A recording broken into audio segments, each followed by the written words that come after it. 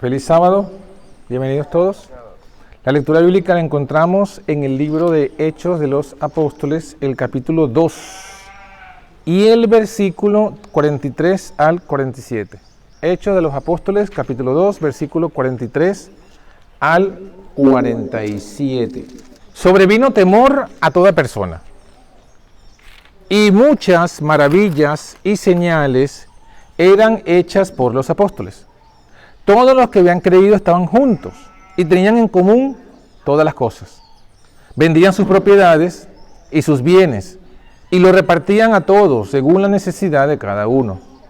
Perseveraban unánimes cada día en el templo y partiendo el pan en las casas con alegría y sencillez de corazón, alabando a Dios y teniendo favor con todo el pueblo. Y miren cómo concluye esta parte. Y el Señor añadía cada día a su iglesia los que habían de ser salvos. El Señor bendiga su palabra. Vamos. Bien, el tema, como ya ustedes saben, de esta parte de hoy se titula Iglesia organizada y ministerio organizado. Ya vimos el día de anoche que los 7 vínculos de la unidad, el Señor desea que permanezcan, que sean los vínculos, los mínimos vínculos que tengamos para que la iglesia, entonces, a través del orden de los dones espirituales, pueda ser una iglesia firme, que crezca, que haga la obra de evangelización que debemos hacer y que no seamos presa de los vientos de doctrina, de los hombres engañadores. Hoy queremos abordar justamente un poco más a la luz de la Biblia, lo que sería la iglesia en funcionamiento. Una iglesia en funcionamiento bajo las directrices del Señor. Por eso es que el tema abarca lo que sería una iglesia organizada y lo que sería un ministerio, pues, organizado. Bien, entonces vamos a tocar varios puntos. Vamos a estar trabajando unos versículos del libro de Mateo y luego vamos a leer bastantes capítulos del libro de Hechos de los Apóstoles. Van a haber muchos versículos, así que los que anoten, que pongan esa mano veloz y rápida para que puedan tomar referencia. No nos vamos a detener tanto en los capítulos porque son bastantes versículos y solamente nos vamos a detener en los puntos fundamentales. Entonces, bueno, ya comenzamos con el versículo que nos dice que el Señor añadía a su iglesia los que iban a ser salvos, ¿sí? Entonces, ¿qué nos dice de entrada este versículo? Este versículo lo que nos dice de entrada es que todo aquel que se vaya a salvar, que el Señor lo está guiando para salvación, ¿dónde va a estar? ¿Afuera o dentro de la iglesia? Fuera de la iglesia. ¿Está afuera? De la iglesia. Pero no, de la iglesia remanente. Va a estar dentro de la iglesia. Dentro. El Señor, dice el versículo, añadía a la iglesia los que van a ser salvos. Entonces los que van a ser salvos, el Señor los trae a su iglesia. Entonces, bueno, eso es fundamental porque tenemos entonces que saberlo para que podamos decírselo a los demás, a quienes prediquemos. Nadie se va a salvar solo. Sí, la salvación es individual, pero individual dentro de la iglesia, dentro del remanente. Entonces, bueno, vamos a comenzar definiendo con la Biblia qué es la iglesia. Porque algunos piensan o leen iglesia y piensan en una estructura, en un templo, en una organización. Pero el Señor Jesús dejó claramente especificado en el Evangelio de Mateo, capítulo 16, que es una de las características de la iglesia. Mateo 16, 18, y ya comenzamos con los versículos. Mateo 16, 18 nos dice, yo también te digo que tú eres Pedro. Le dice Jesús a Pedro en el contexto de la pregunta, cuando Jesús pregunta, ¿quién dicen los demás, los hombres, que soy yo? Y ellos decían, no, uno dice que es profeta, un maestro, etc. Moisés, Elías. Y él le pregunta, ¿y ustedes quiénes piensan que soy yo? Eso piensa la gente de afuera. ¿Y ustedes que están conmigo, que me han visto, qué piensan? Entonces ellos dicen, eres el Cristo, el Hijo del Dios viviente. Y entonces es cuando Jesús le dice, bienaventurado eres Simón, porque no te lo reveló carne ni sangre. Y en el 18 le reafirma y le dice, yo te digo que tú eres Pedro, y sobre esta roca edificaré mi iglesia. Ahí aparece la palabra iglesia. ¿Qué es la iglesia? No es otra cosa que las personas que están edificada sobre la roca. ¿Cuál es la roca? En el contexto, la confesión de fe que uno confiesa, que confesó Pedro, que confesaron los discípulos. Tú eres el Cristo, el Hijo del Dios viviente. Todo aquel que confiese que Jesús es el Hijo de Dios, no que Jesús es otro Dios, que es el Hijo de Dios, ese es queda edificado pues en la roca. ¿Cuánto es lo mínimo, según la palabra del Señor, que deben existir, confesando así, para que se pueda decir que eso es una iglesia? Bueno, pasemos la página al capítulo 18 de Mateo y vamos a encontrar allí que el Señor Jesús mismo define cuántos son los mínimos que deben existir en la congregación para que sea constituida una iglesia. Mateo 18, 20. Jesús dice, ¿dónde están cuántos?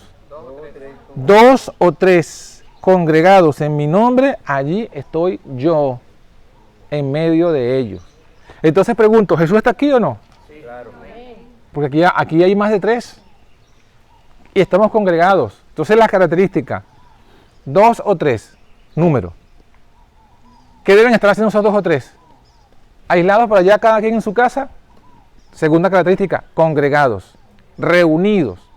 Tercera característica, reunidos ¿para qué? Para hablar de política, reunidos para firmar algún pacto político, reunidos para hacer una milicia, ¿reunidos para qué? Esa es la palabra de Dios.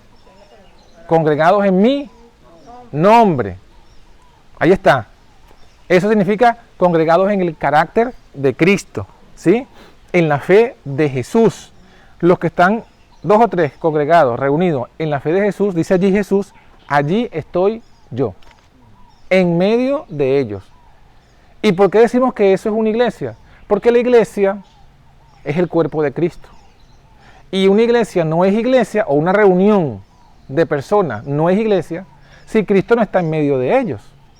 Solamente la presencia del alto y sublime constituye a un grupo de personas en iglesia. Entonces, si Jesús dice que dos o tres que están congregados en el nombre suyo son objeto de su presencia, esos son una iglesia. Ahora, si saltamos un versículo anterior, fíjense lo que dice Jesús en el versículo anterior al que estamos leyendo, el poder de la iglesia. 18-19.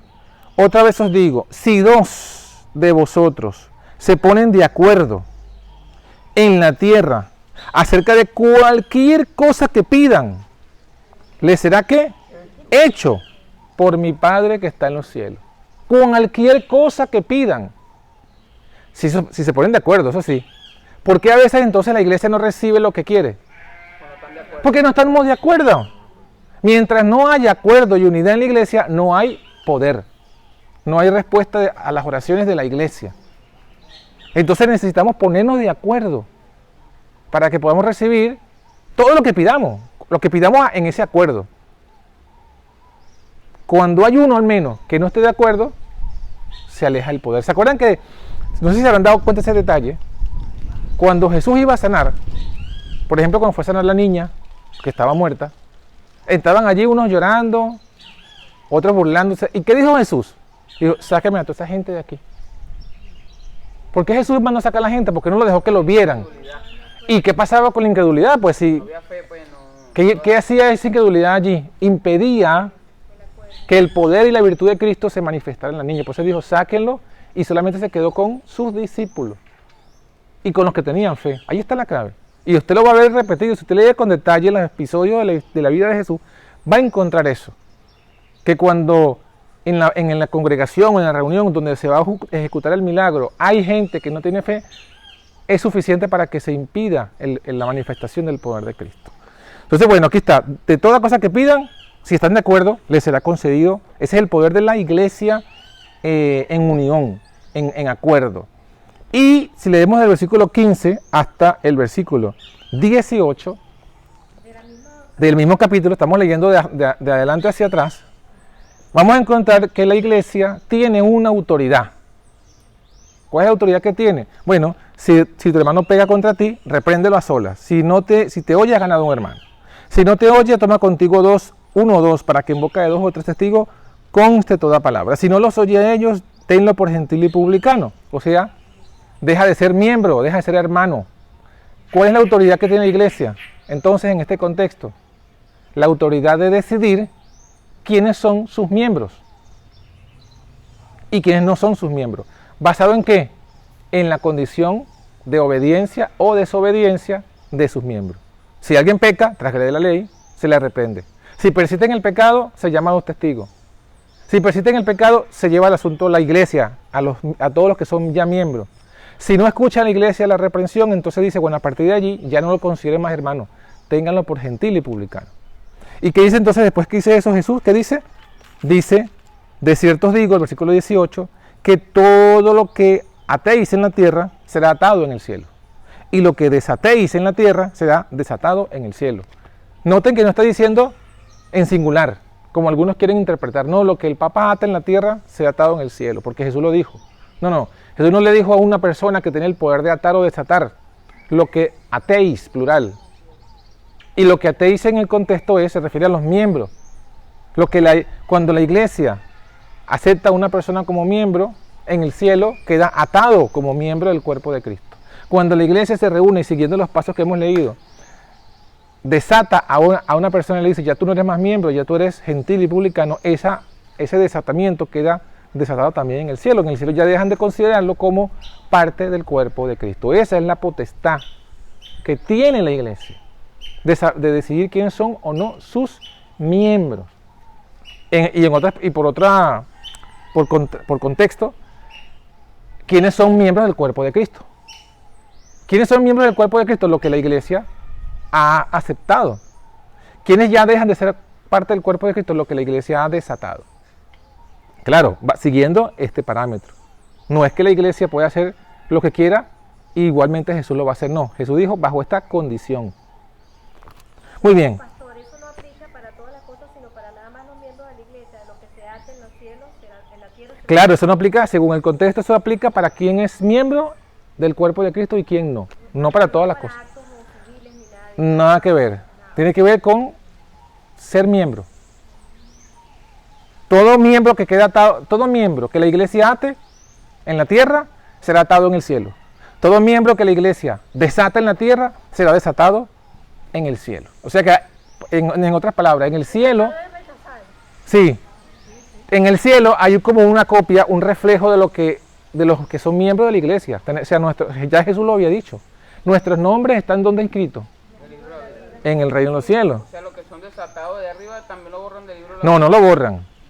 Pero queda anotado, hasta que se arrepienta. queda anotado desatado. O sea, ya deja de ser miembro.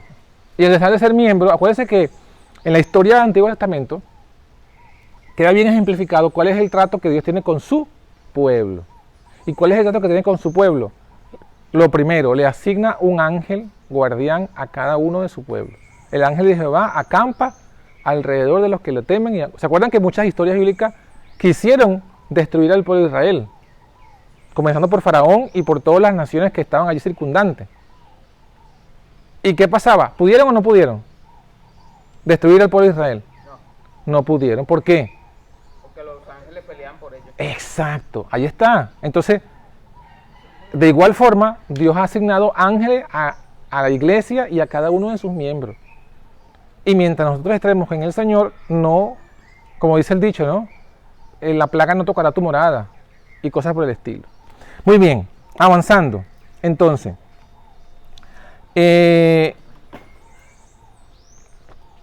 ya vimos lo del acuerdo y del poder de la iglesia, ¿no?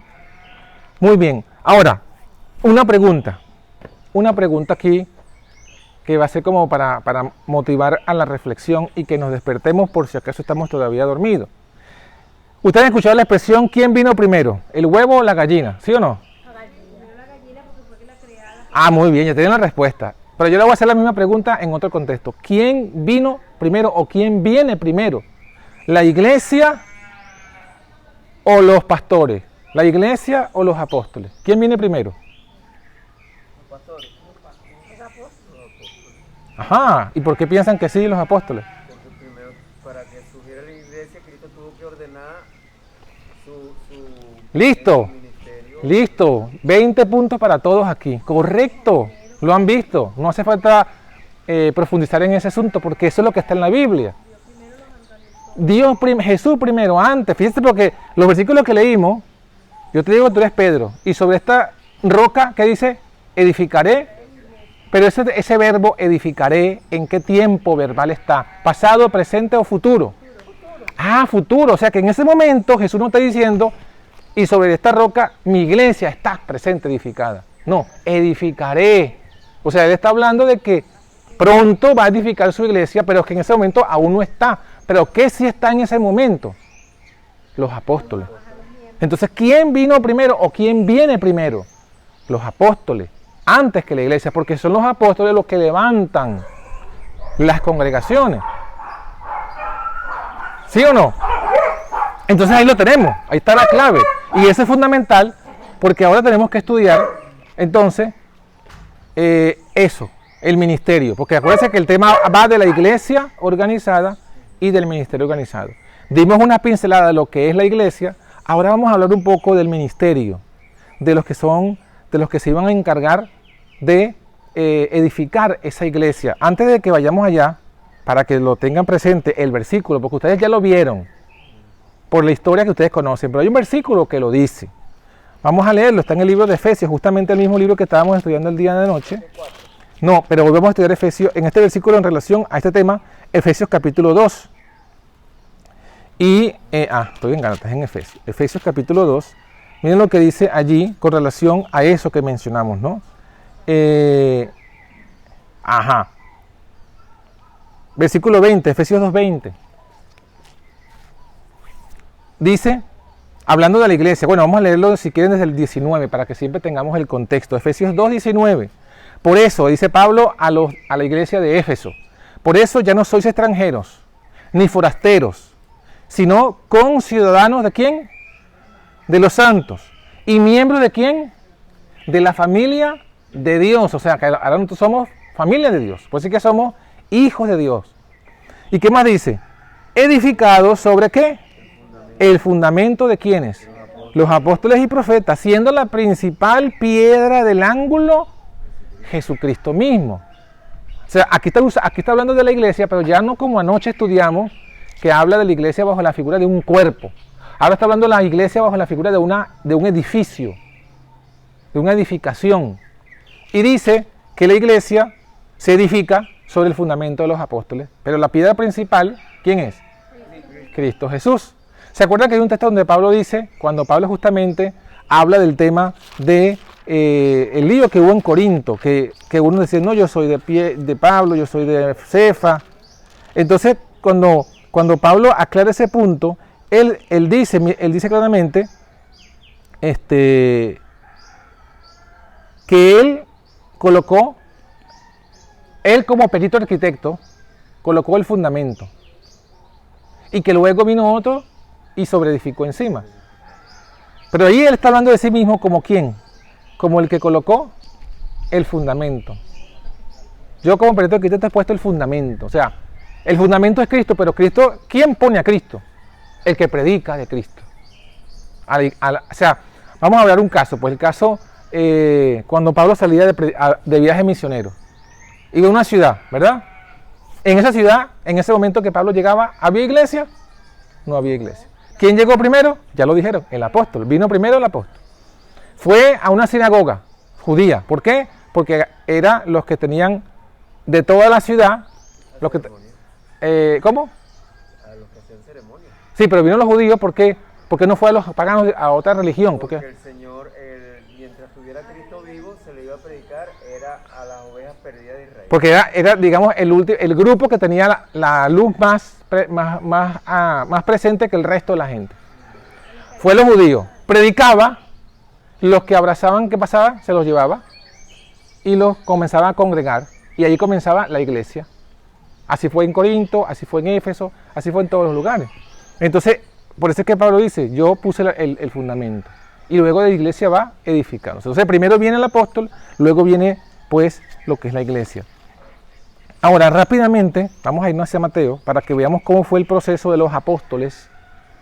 Y luego vamos a ver cómo fue el proceso del mismo apóstol Pablo, como ejemplo de cómo Dios, entonces, establece primero lo primero. Si lo primero son los apóstoles, cómo Dios escoge a los apóstoles, cómo los envía Y luego vamos a retomar el tema de la iglesia en el caso del Hecho de los Apóstoles, de la Biblia.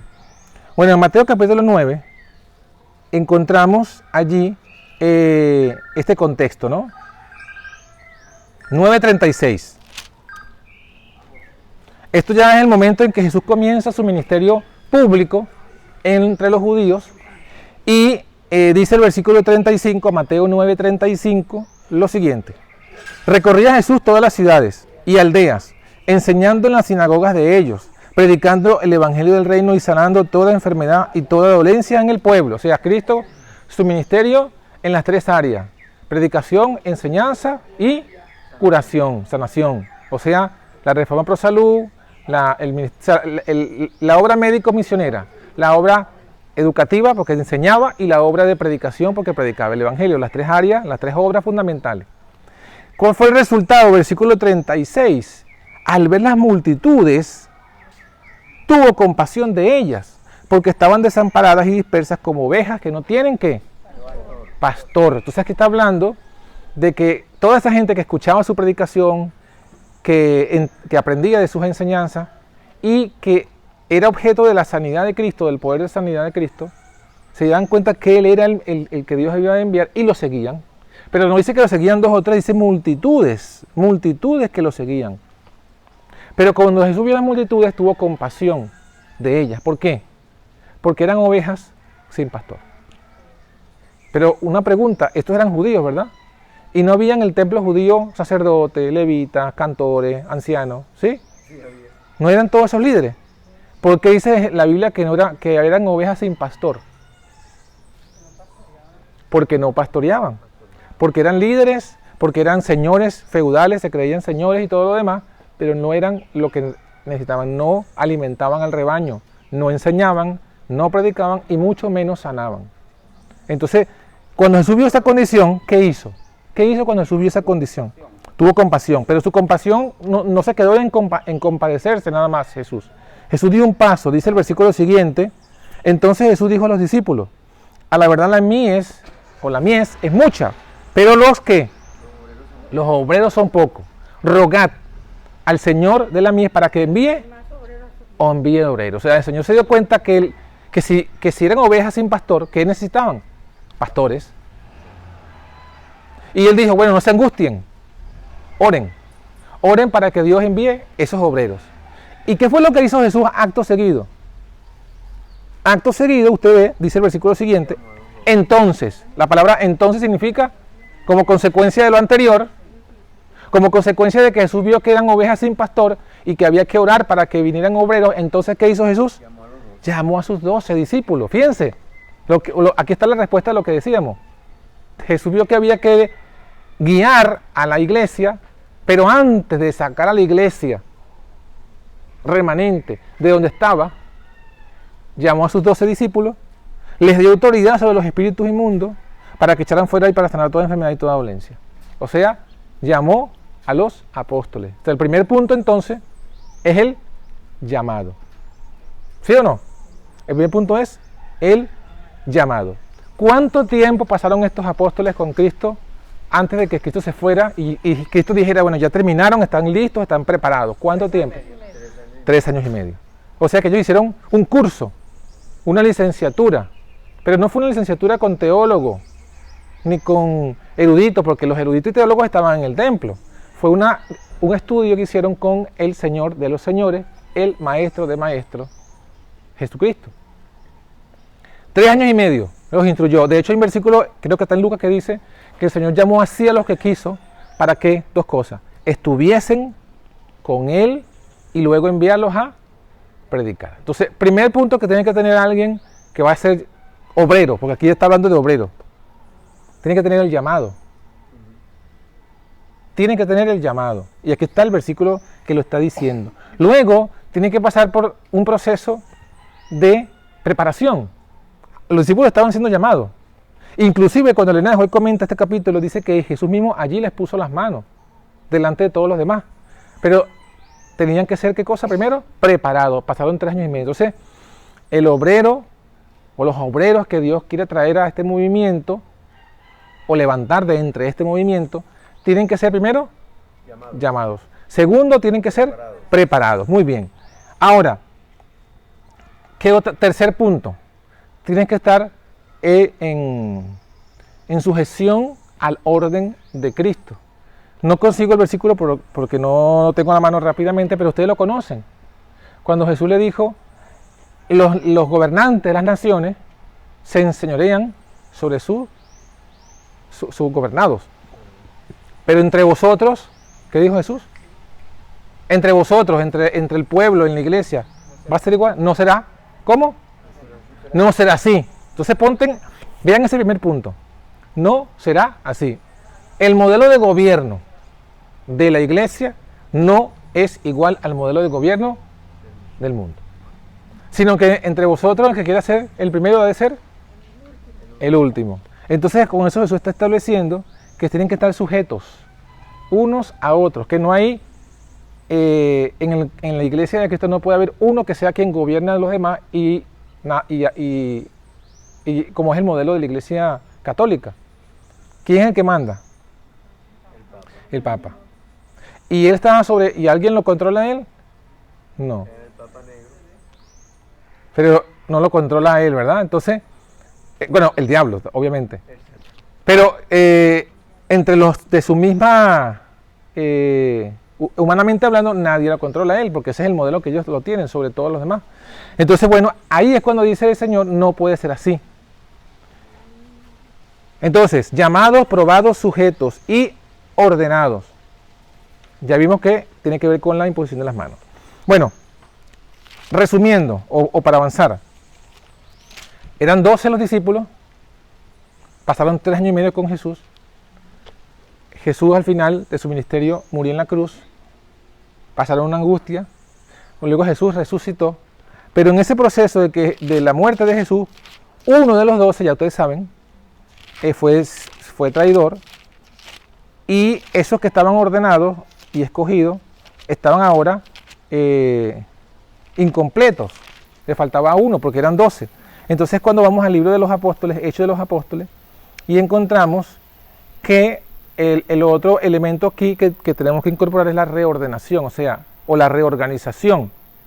Llamados, probados, sujetos, ordenados y reorganizados, porque en el capítulo 1 de Hechos, cuando Jesús ya va al cielo, entonces ellos vuelven al aposento alto, como ya hemos estudiado, y comienzan a orar para la venida del Espíritu Santo, y Hechos capítulo 1. Y entonces, a partir del versículo 16, se levanta Pedro y dice lo siguiente: hermanos, era necesario que se cumpliera la escritura de que el Espíritu Santo por boca de David había anunciado acerca de Judas, que fue guía de los que prendieron a Jesús, y era contado con nosotros, tenía parte en este ministerio. Este pues, que había adquirido un campo con el salario de su iniquidad, cayó de cabeza, se reventó por la mitad, y todas sus entrañas se derramaron. Y fue notorio a todos los habitantes de Jerusalén, de tal manera que aquel campo se llama en su propia lengua Aceldama, que significa campo de sangre. Porque está escrito en el libro de los Salmos: sea hecha desierta su habitación, no haya quien more en ella, y tome otro su oficio. Entonces, aquí, en esta última parte, Pedro cita un versículo profético que da a entender que ese apóstol duodécimo, que fue perdido por la traición de Judas, debía ser sustituido, porque el versículo dice, el Salmo, tome otro su oficio. El oficio era el de apóstol. Él lo perdió por la traición. Todo otro tenía que tomar ese cargo, ese lugar, ese oficio. Entonces, basado en eso, Pedro dice, versículo 21, es necesario pues que de estos hombres que han estado juntos con nosotros todo el tiempo que el Señor entraba y salía entre nosotros, comenzando desde el bautismo de Juan hasta el día en que entre nosotros fue recibido arriba, uno sea hecho con nosotros testigo de su resurrección. Entonces están escogiendo al sustituto de Judas, al apóstol número 12. Pero fíjense que tenía que tener las mismas características. Tenía que tener un llamado, probado, preparación, tenía que estar sujeto y tenía que estar después ordenado. Por eso es que ellos dicen, por eso es que Pedro dice, de entre quienes van a tomar ese apóstol duodécimo, no entre cualquiera de los que estaban, allá habían 120 personas en número, reunidas en el aposento alto, pero no todos los que estaban allí tenían potestad para ser apóstol.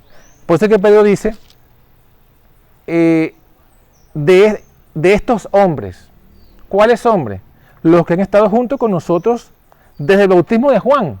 O sea, de esos 120 personas reunidas, solamente podían ser candidatos los que eran, primero, hombres, porque lo menciona.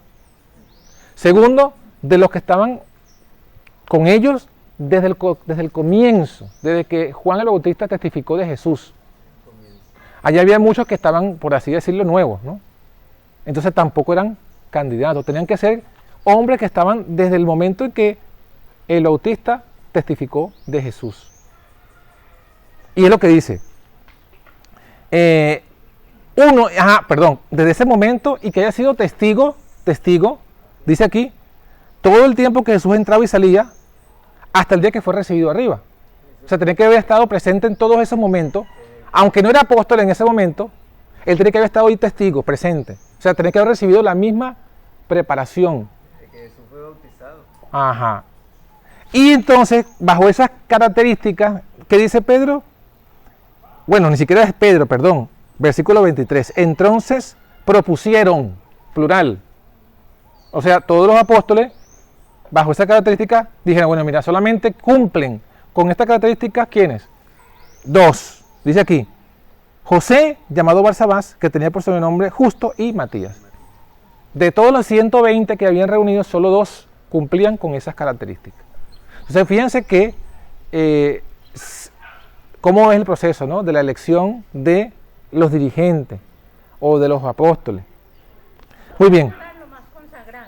Claro, y no solamente consagrados, tienen que tener una preparación, tienen que tener una experiencia con Jesús de 3 años y medio. No podían ser novatos, o como ellos le llaman, neófitos.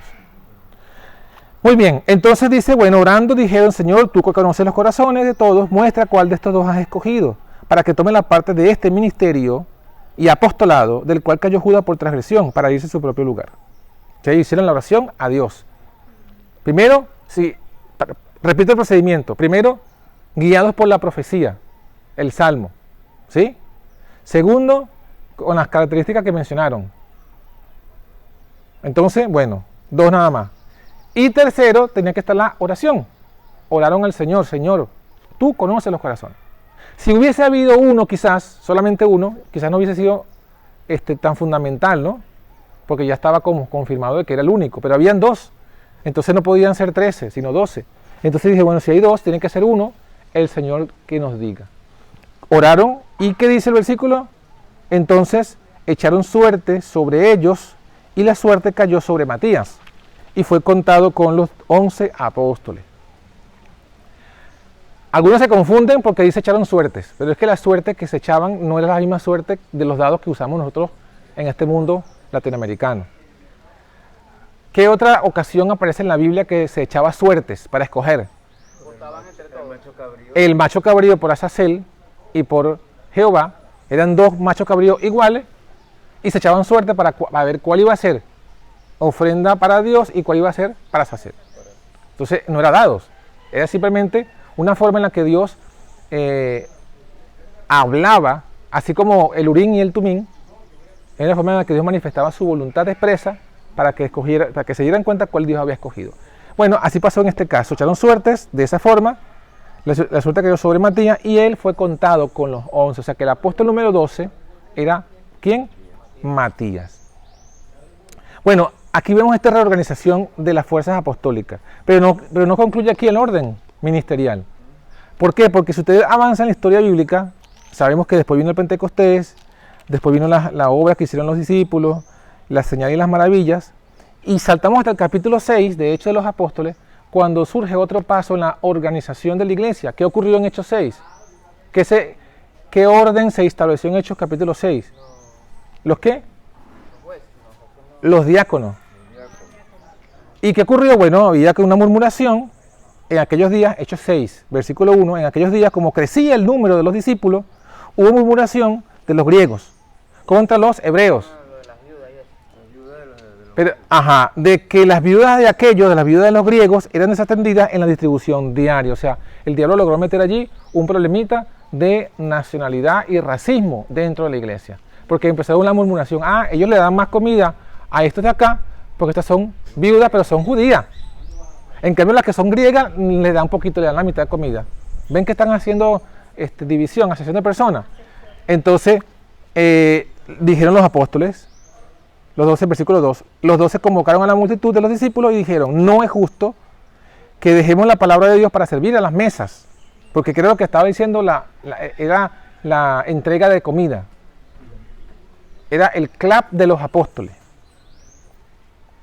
Entonces, ¿qué pasa? Aquí le dicen, no es justo que hagamos esto, si para que evitemos esa murmuración. ¿Qué dice? Versículo 3, y aquí está el punto clave en la elección de los diáconos. Buscad pues, hermanos, de entre vosotros a 7 hombres de buen testimonio, llenos del Espíritu Santo y de sabiduría, a quienes encarguemos este trabajo. Lástima que aquí no está la hermana Zulay. Pero bueno, ustedes escúchenlo bien para que se lo digan. ¿Qué vemos aquí? Comparando esto con la elección de los apóstoles. ¿Quién eligió a los apóstoles? Jesús. Jesús mismo. Y en el apóstol número 12, ¿quién eligió a los apóstoles?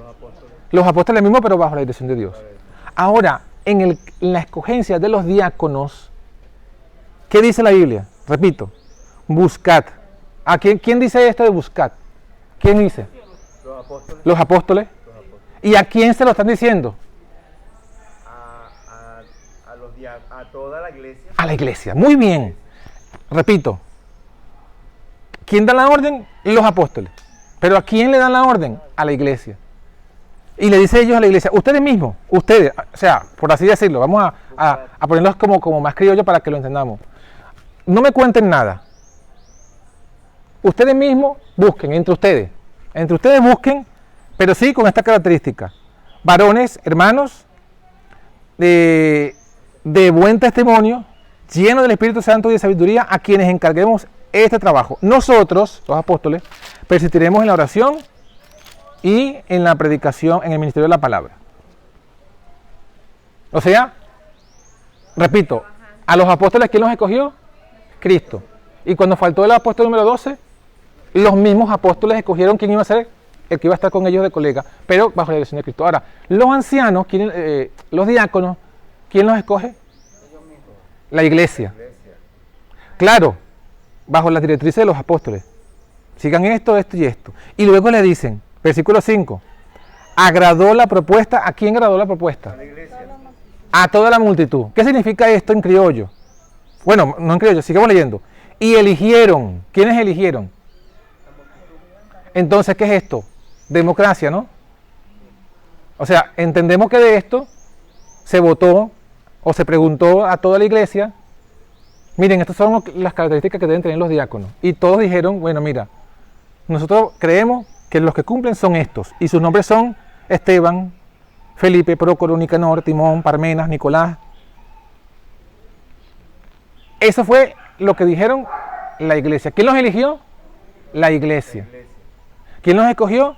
La iglesia. ¿Quién los evaluó? Porque tenían que evaluar a ver quiénes eran hombres de fe, de buen testimonio. ¿Quién los evaluó? Los apóstoles. Ajá. ¿Y quién impuso las manos? Los apóstoles. Muy bien, versículo 6. A estos, o sea, la iglesia los elige, pero la iglesia no los unge. ¿Sí? ¿Me van siguiendo?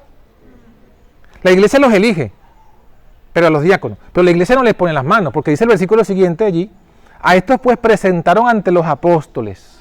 O sea, se lo trajeron a los apóstoles. Ellos dijeron, mira, sí, ya hemos elegido, ya hemos escogido, y aquí están los 7 varones que queremos nosotros, la iglesia, que pueden cumplir la función de diácono. Entonces los apóstoles los vieron, los evaluaron, y ¿qué dice luego? Dice el versículo, orando, y fueron los apóstoles los que impusieron las manos.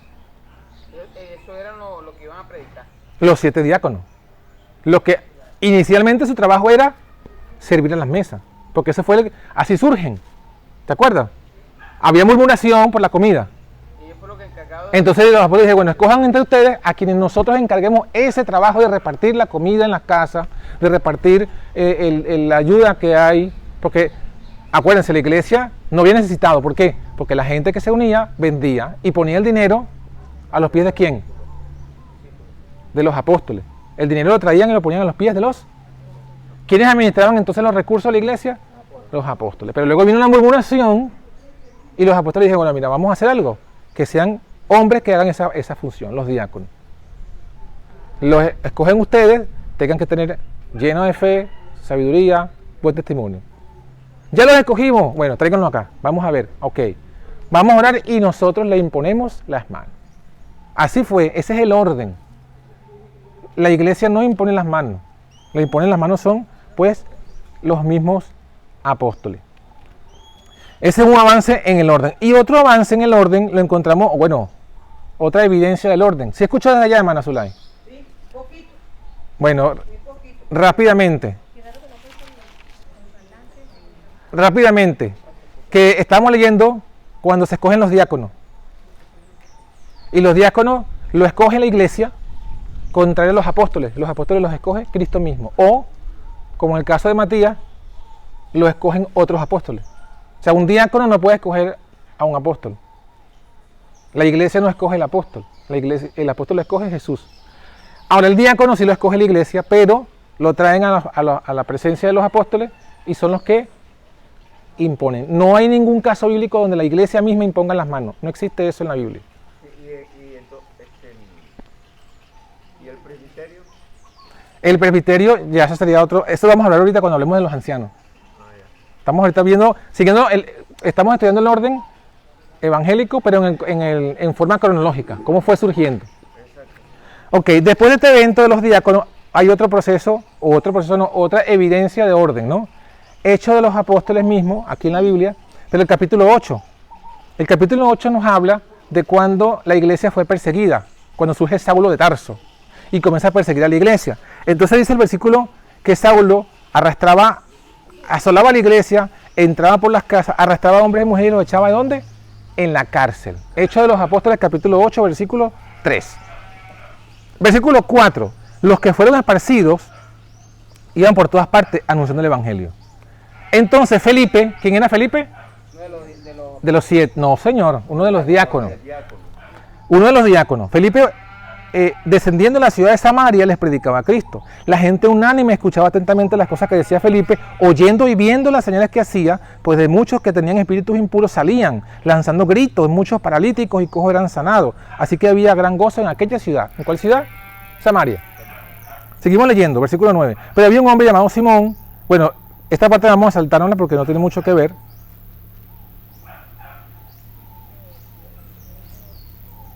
Bueno, sí, vamos a leerla, pero sí tiene que ver. Había un hombre, versículo 9. Había un hombre llamado Simón que antes había ejercido la magia en aquella ciudad y el que había engañado a la gente de Samaria haciéndose pasar por alguien. Importante. A este oían atentamente todos, desde el más pequeño hasta el más grande, y decían, este es el gran poder de Dios. Estaban atentos a él porque con sus artes mágicas les había engañado por mucho tiempo. Pero cuando creyeron a Felipe, que anunciaba el evangelio del reino de Dios, y el nombre de Jesucristo, se bautizaban hombres y mujeres. Se bautizaban. ¿Quién bautizaba? ¿Pero quién los bautizaba? No. ¿Quién estaba predicando en Samaria? Felipe. Felipe predicaba. ¿Y quién bautizaba a los que predicaba? Él mismo. ¿Y él qué era? Entonces, según la Biblia, ¿el diácono tiene potestad o no de bautizar? Según la Biblia, sí. Muy bien. Entonces dice que cuando creyeron a Felipe, anunciaba el evangelio, se bautizaban. Versículo 13. También creyó Simón mismo, y después de bautizado estaba siempre con Felipe, y al ver las señales y grandes milagros que hacían, estaba atónitos. Hasta ahí, todo el trabajo ministerial del diácono Felipe, que predicaba y bautizaba en Samaria. Muy bien. No solo como servidores. Exacto. No solamente, o sea, vemos que, muy bueno, gracias por la acotación.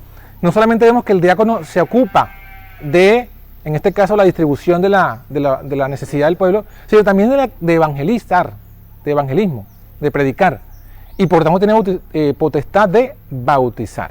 O sea, tenía varios dones. Claro, y labores y responsabilidades. Pero fíjense este punto ahora clave aquí. Aquí claro, porque esto nos va a ayudar a la dinámica del orden evangélico. Versículo 14. Cuando los apóstoles que estaban en Jerusalén oyeron que Samaria había recibido la palabra de Dios, ¿qué hicieron? Enviaron allí a Pedro y a Juan. Pregunto, ¿para qué envían a Pedro y a Juan si ya está Felipe? Para que le diera más apoyo. Para supervisarlo, dice el versículo. Miren lo que dice. Los cuales una vez llegados, oraron por ellos para que recibieran el Espíritu Santo. Porque aún no había descendido sobre ninguno de ellos, sino que solamente habían sido bautizados en el nombre de Jesús. Entonces, ¿qué hacían los apóstoles? Leían el versículo 17, imponían las manos y recibían el Espíritu Santo. Entonces, ¿hasta dónde llegaba el límite de la autoridad del diácono Felipe? Hasta el bautismo. Podía administrar los recursos, predicar, enseñar y hasta bautizar. Pero ¿qué no podía hacer Felipe? Imponer mano. ¿Se dan cuenta? Ahí está, esto aquí pura Biblia, estamos leyendo pura Biblia. Ni siquiera estamos interpretando, estamos leyendo porque es lo que dice. Vieron que habían recibido, enviaron a Pedro y a Juan. ¿Qué cargo tenían Pedro y Juan? Apóstoles. Felipe los bautizaba, pero no había venido el Espíritu Santo. Que de hecho ese es el contexto, versículo 18. Cuando vio Simón que por la imposición de la mano de los apóstoles se daba el Espíritu Santo, les ofreció dinero. Ahí está. Entonces aquí está el punto clave. El punto clave es que quienes tenían potestad para imponer las manos no eran los diáconos, tampoco la iglesia, es los apóstoles. Bueno, eso vemos aquí, hasta aquí vemos esa parte.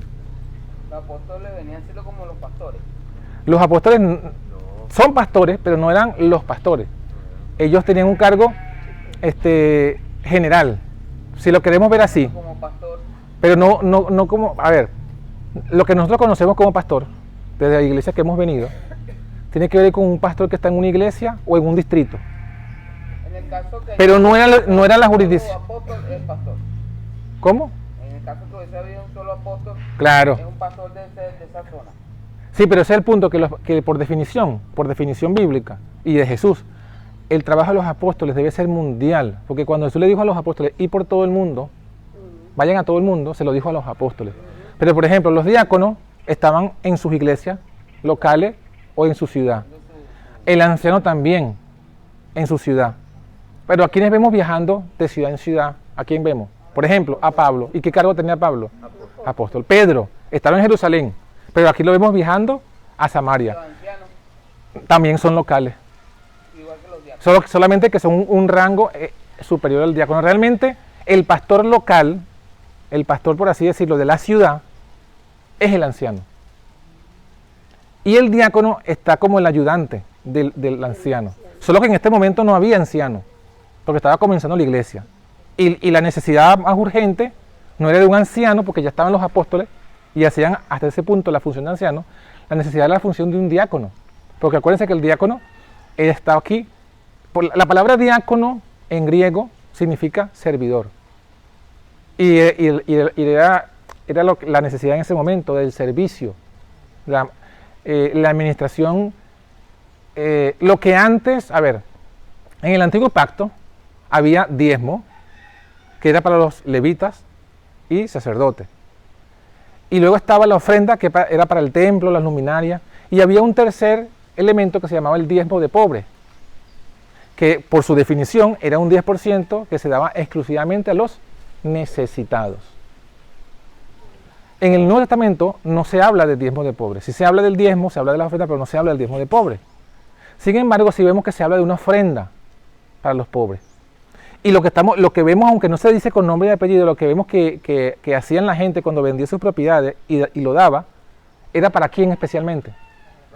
Para los pobres, porque dice que no había ningún necesitado, porque vendían las cosas. Entonces, en ese momento, yo le doy la palabrita para cerrar la idea, en ese momento los apóstoles administraban el diezmo, las ofrendas y también la ofrenda de los pobres. Pero cuando vino la murmuración, entonces en la administración de esos recursos de los pobres se le dio ahora a los diáconos. O sea, los diáconos se encargaban de distribuir pues esa ayuda hacia los pobres. Entonces, por eso es que una de las funciones de los diáconos es atender a los pobres de la iglesia, pero sin dejar de predicar el evangelio. Sí, hermano. Entonces, el diezmo de pobre, ese diezmo de pobre fue abolido ya. Como ley, sí. Como ley, como mandato, como obligatoriedad, sí. Ya es la ofrenda de Pero ahora se convierte, no es que ya los pobres dejaron de existir, sigue habiendo pobres. No, sí, pero yo lo estoy explicando para que entiendan. No es que dejaron de existir, se abolió el diezmo de pobre y ya no hay más pobres. No, siempre va a haber pobres. Pero ya el Señor lo dejó como una ofrenda. Ofrenda quiere decir que es algo voluntario, que la gente dé según puede. Pero, sí, pero fíjese que tanto hay que establece la ayuda y hasta surge un cargo para ello, el diácono. Y evidentemente, aunque no está aquí especificado, por el nombre asumimos que cuando se establece el cargo de diaconisa, es lo mismo que el diácono, solo que para las mujeres. Porque o sea, cuando ya llega un punto en que también hace falta hacer una obra similar, pero en las mujeres. Y para evitar los malos entendidos, las malas cosas y la tentación, bueno, se establece ahora el mismo cargo para las mujeres, diaconisas. Y aplica lo mismo, ayudar a los necesitados, especialmente a las mujeres, y predicar la palabra, especialmente también a las mujeres, porque también a veces hay predicaciones, enseñanzas que un hombre no puede darle a una mujer, porque, qué sé yo, no está capacitado, no se ve bien, etc. Entonces surge la necesidad, y claro, no está aquí, está en Timoteo, cuando Pablo habla de la diaconisa. Entonces ahí entendemos que también surge luego ese cargo en la iglesia. Perdón, pastor, y el apóstol también tiene la autoridad de iniciar, abrir iglesia. Claro, es que eso es lo que estamos viendo, y eso es lo que vamos a ver ahora. Bueno, ¿cómo estamos de tiempo? Bien. No, es que bueno, ya, no vamos a buscar los versículos, porque no nos va a dar tiempo, pero se los voy a decir a los que están anotando, y como yo sé que la historia también es conocida, tampoco hace falta comprobarla mucho. Ya vimos el caso del ministerio, ¿no? Cómo los apóstoles de Cristo, los 12, fueron primero llamados, luego probados, luego sujetados, luego ordenados, y luego hubo una reorganización con el caso de Matías. Ahora, esos mismos pasos se cumplen en el ministerio de Pablo. También Pablo fue llamado, Hechos 9. No lo vamos a leer, pero ustedes conocen la historia. Pablo iba hacia la ciudad de Damasco, y se le presentó Jesús con una luz más brillante que el sol. Y le dijo, necesario es... ¿Por qué me persigue? ¿Qué quieres que haga? Le dice él, y entonces el Señor le dice, bueno, entra, se te dirá lo que debes hacer, pero instrumento escogido, le dice Jesús a Ananías, me es para llevar el evangelio a los gentiles, y etcétera, ¿no? Ahí está el llamado de Pablo. Pero ahí, aunque está el llamado, no comienza el ministerio o el apostolado de Pablo, correcto. Segundo, Pablo fue probado. En Hechos capítulo 11, versículos 19 al 30, para los que están anotando, aparece que después que Pablo fue llamado, estuvo ciego, lo curaron, entonces él se fue a su ciudad de Tarso, nacimiento, a estudiar. Bueno, tuvo un año en el desierto, lo dice él mismo en Gálatas, estudiando las Escrituras. Luego volvió a su ciudad de nacimiento en Tarso, y allí lo fue a buscar Bernabé, que ya Bernabé para este momento era apóstol.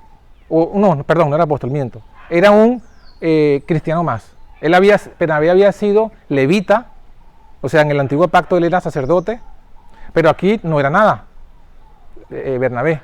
Sin embargo, va a buscar a Pablo a Tarso y lo trae a la ciudad de Antioquía, porque en Antioquía se acababa de levantar una iglesia cristiana. Entonces, como era una iglesia, la iglesia ubicada en un mundo gentil, Bernabé vio que los dones y talentos que tenía Saulo eran fundamentales, y lo fue a buscar allá a Tarso y se lo trajo a Antioquía.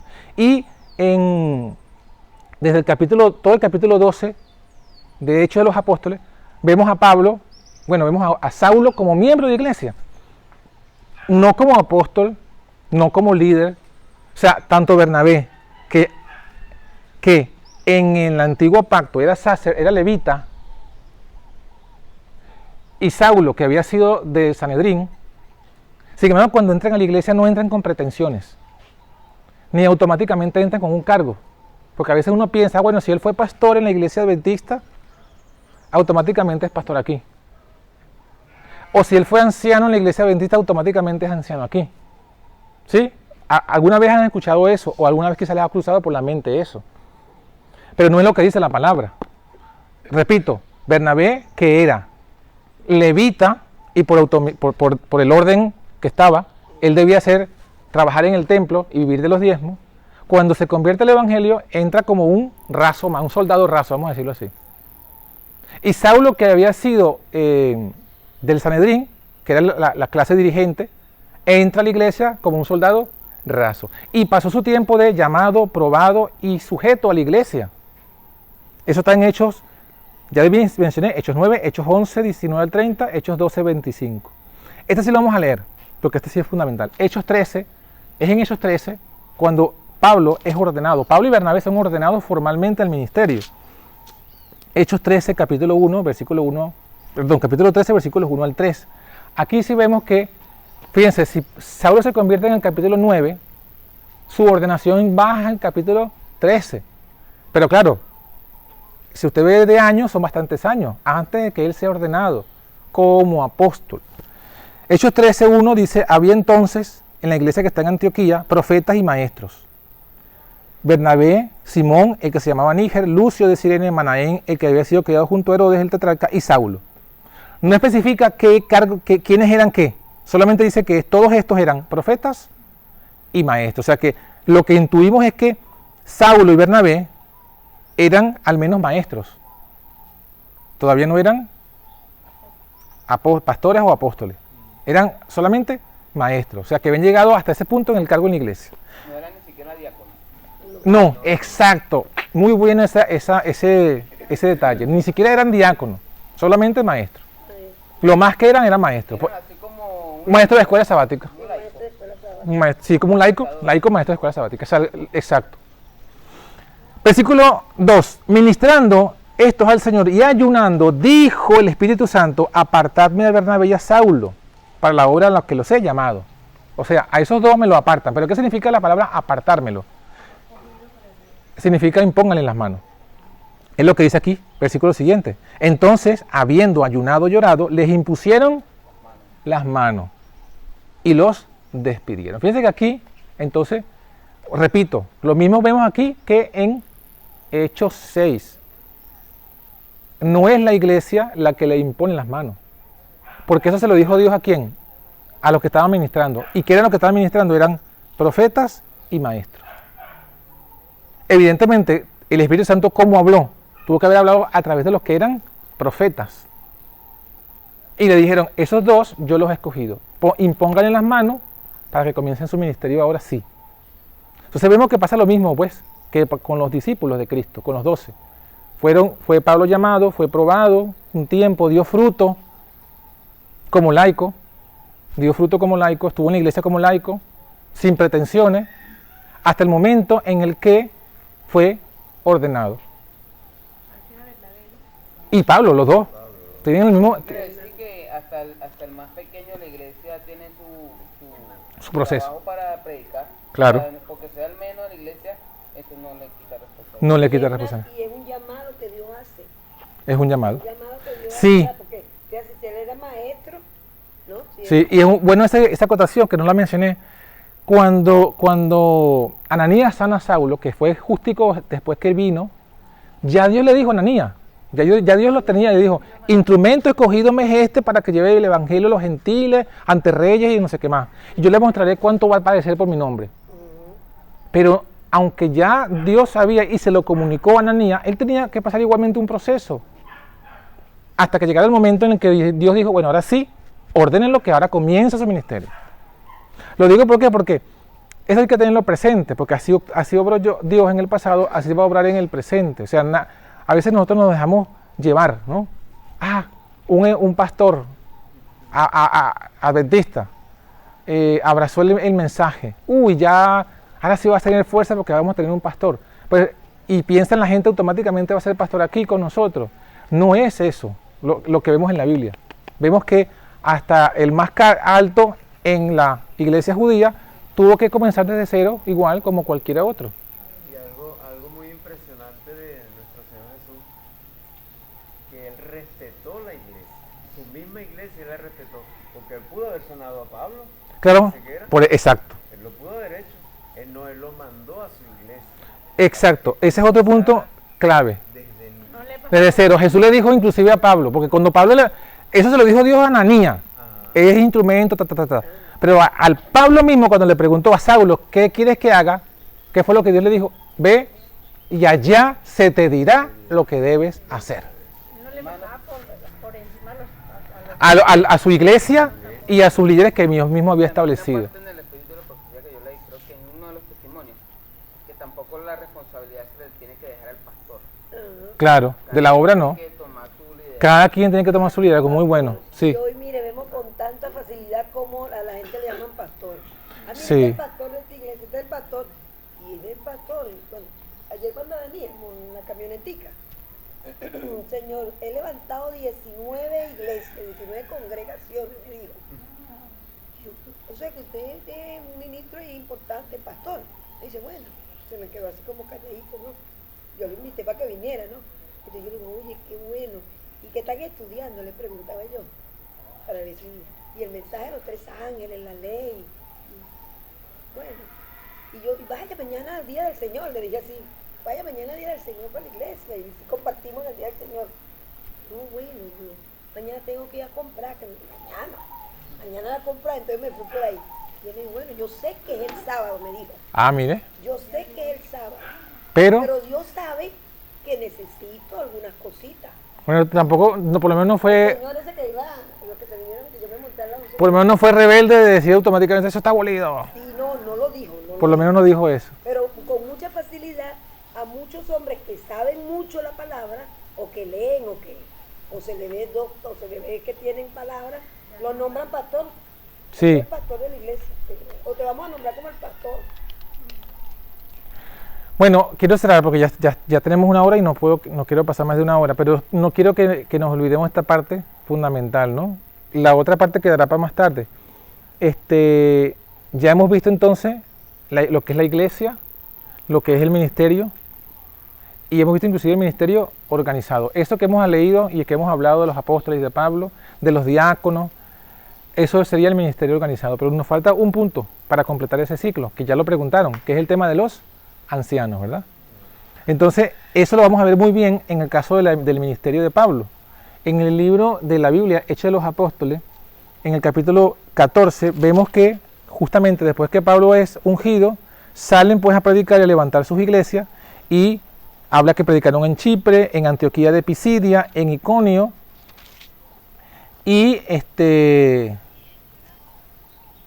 luego vemos, vamos a ver aquí, levanta todas esas iglesias, todos esos hermanos, con todo lo que pasó, fue apedreado, etc.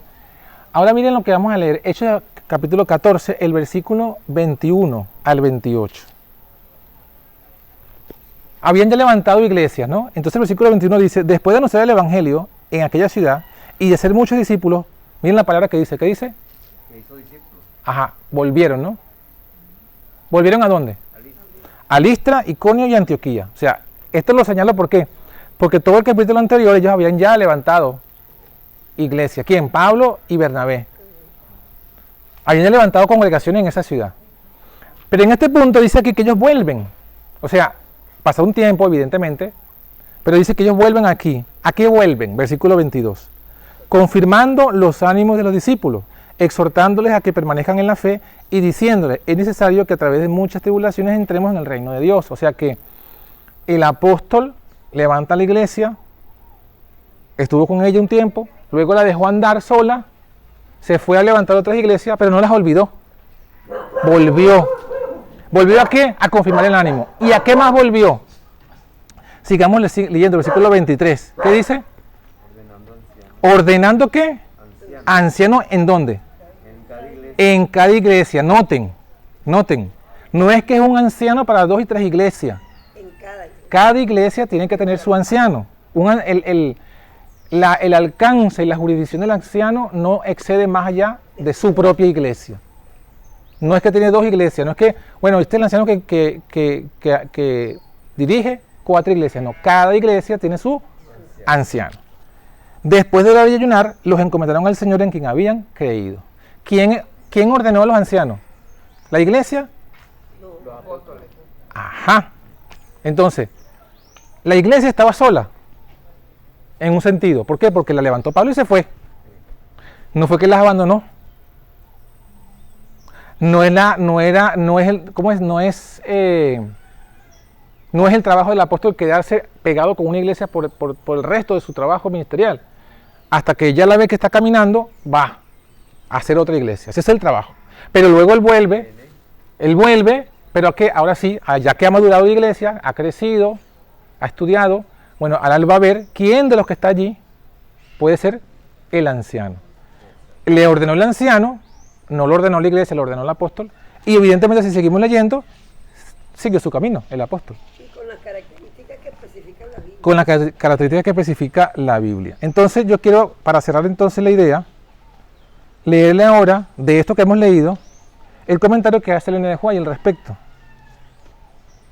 Que hace sobre este episodio, pero que lo hace en relación a lo fundamental que es este método de trabajo. Dice, esto es, el libro también se llama Hechos de los Apóstoles, pero este es de Elena de White, y la página 150. Como factor importante del crecimiento espiritual de los nuevos conversos, los apóstoles se esforzaron por rodearlos con las salvaguardias del orden evangélico. Organización. Factor importante del crecimiento. ¿Salvaguardia de qué? Orden evangélico. ¿Cuál es eso? Organizaron iglesias en todos los lugares de Licaonia y Pisidia donde había creyentes. Entonces, orden evangélico, organizar la iglesia. Factor importante para el crecimiento. En cada iglesia elegían directores y establecían el debido orden y sistema para la conducción de todos los asuntos pertenecientes al bienestar espiritual de los creyentes. O sea, que no solamente elegían los directores, sino que establecían cuál era el orden del culto, el orden de la escuela sabática, el orden de las reuniones. ¿Para qué? Para que el ministerio espiritual de la iglesia. Esto estaba en armonía, dice, con el plan evangélico de unir en un solo cuerpo a todos los creyentes en Cristo. Y Pablo tuvo mucho cuidado de seguir este plan en todo su ministerio. Los que en cualquier lugar eran inducidos por sus labores a aceptar a Cristo como su Salvador, eran al debido tiempo organizados en iglesia. No instantáneamente, lo dice, al debido tiempo organizados en iglesia. Se hacía esto aun cuando los creyentes no fueran sino pocos, 2 o 3. Así se les enseñaba a los cristianos a ayudarse unos a otros, recordando la promesa, donde están 2 o 3 reunidos en mi nombre, ahí estoy yo en medio de ellos. Y Pablo no olvidaba las iglesias así establecidas. El cuidado de estas iglesias pesaba sobre su ánimo, como una carga siempre creciente. Por pequeño que fuera el grupo, era no obstante objeto de su constante solicitud. Velaba tiernamente por las iglesias más pequeñas, comprendiendo que necesitaban especial cuidado, a fin de que los miembros pudieran ser cabalmente establecidos en la verdad y enseñados a realizar esfuerzos fervientes y abnegados por aquellos que los rodeaban. Entonces, no me acuerdo el nombre del capítulo, pero la página es 150, 151, por lo menos en la versión del móvil, en la versión electrónica del móvil. Pero bueno, fíjense que reafirma lo que ya hemos leído, ¿no? Y lo pone como que esto es parte del orden evangélico, que esto es parte en esencial del crecimiento de la iglesia, del bienestar espiritual de los creyentes, y que además ella dice algo que lo generaliza. Dice, esto lo hacía Pablo, se cuidaba de hacerlo en el resto de su ministerio. O sea que donde quiera que Pablo iba, hacía siempre lo mismo. Predicaba, levantaba la iglesia, estaba con ellos un tiempo, 1 año, 2 años, 3 años, según la necesidad. Los dejaba, volvía al debido tiempo, los organizaba, le ponía a los ancianos, se volvía a ir.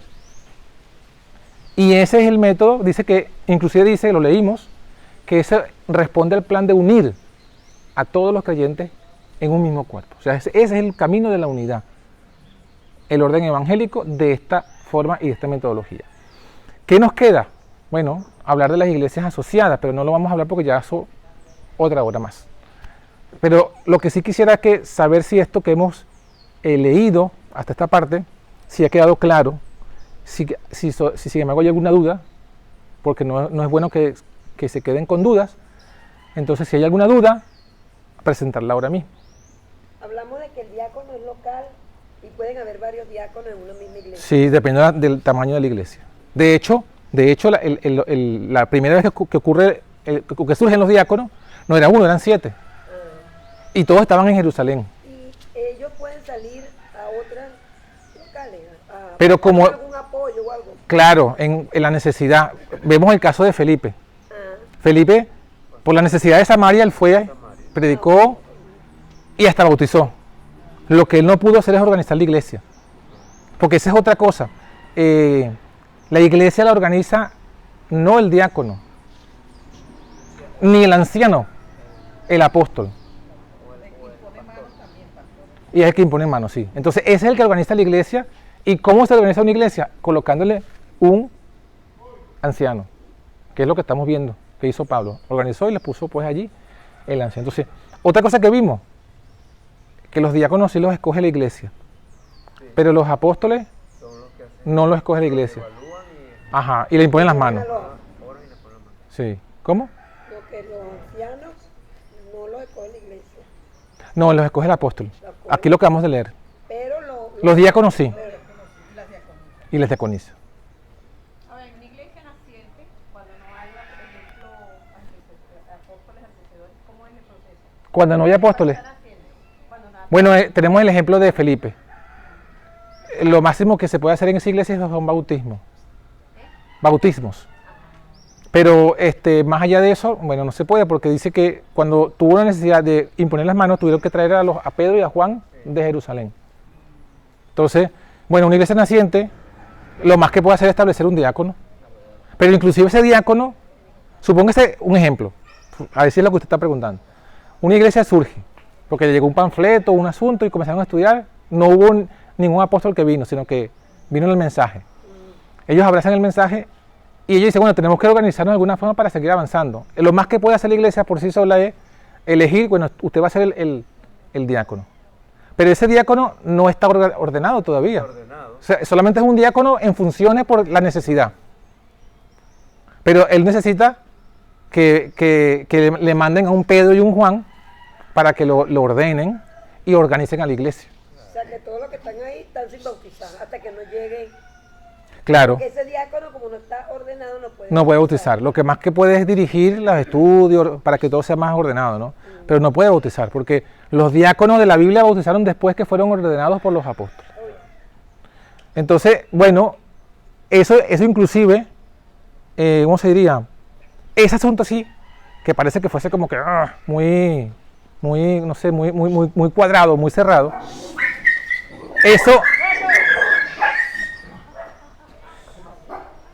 Esa situación así también garantiza que la iglesia misma no se aísle.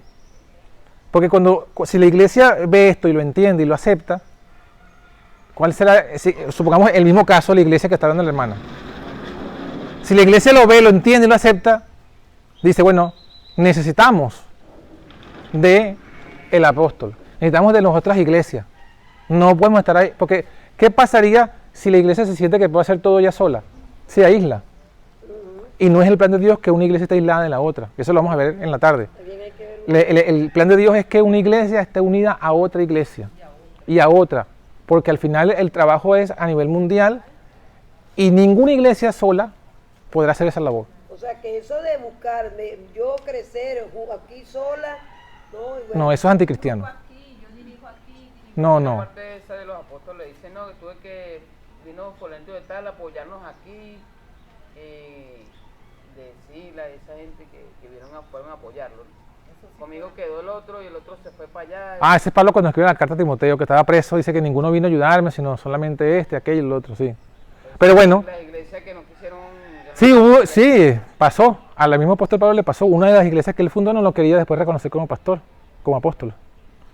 Y él, bueno, también le pasó en el tiempo de Juan, porque Juan cuando habla de Diótrefes, supongo que lo habrán escuchado alguna vez mencionar.